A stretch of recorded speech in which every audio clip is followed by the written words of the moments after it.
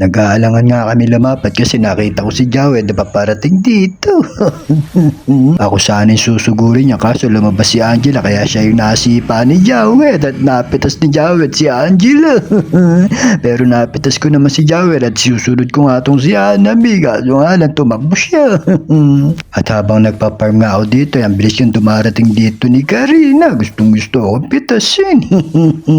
At pinasok pa nga ako dito sa Torre buti sinaniban ako ni Angela, siya pa yung napitas. Buti nakauwi pa ako. Nasa damuhan nga lang ako para hindi ako makita sa mapa. Habang tinitira ko yung menu, so dumating naman dito si Leslie. Si Leslie pala yung kalaban ko kanina. Napitas ko si Leslie kaso napitas din ako. Musugod nga si Vexana rito pag SS ko, mali pa. Kaya eto, dumistansya ako at natira ko naman siya. Kaso napitas naman ako ni Jawed. Pinapasok na nga kami ng mga kalaban na sumugod na nga si Angela at napitas pa niya sa Vexana. Napitas ko nga dito si Jawed at na-double kill ko pa si Alpha.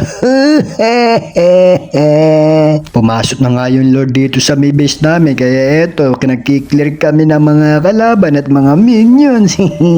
Pero hindi pa rin sila nakapasok at dito nga sinugod na ng mga kalaban ko yung kalaban, ay mga kampi ko pala. Nakita ko nga na nagkukumpulan yung mga kalaban na papunta rito kaya inesisang ko na kagad at napitas ko nga dito sa Vexana.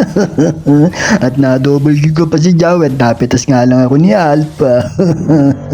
Pinasok na nga kami ng mga kalaban dito at napitas nga dito ni Silvana si Leslie. Pag SS ko, napitas ko dito si Alpha. Umuwi ka na Silvana at baka mapitas ka ba dyan kung konti na lang yung buhay mo at nagkikilir na nga kami dito. Oo, konti na lang yung buhay ng bis namin kaya kailangan namin mag-clear at nakatakas pa nga itong si Vexana. Naglag pa yata yung kasama ko rito kaya eto hindi ko siya iiwan at nakita nga ako ni Jawed kaya inesisang ko agad siya at napitas ko. Biglang nabuhay yung kasama ko. Sinugod ko yung kalabang kaso nga sinugod ako ng dalaw, buti na lang nakapag-winchalan ako, nakatakas pa ako. Nakita ko nga pulahan yung kasama ko, sana makauwi ka pa at nakaligtas nga siya, hindi makapasok yung mga kalaban sa base namin.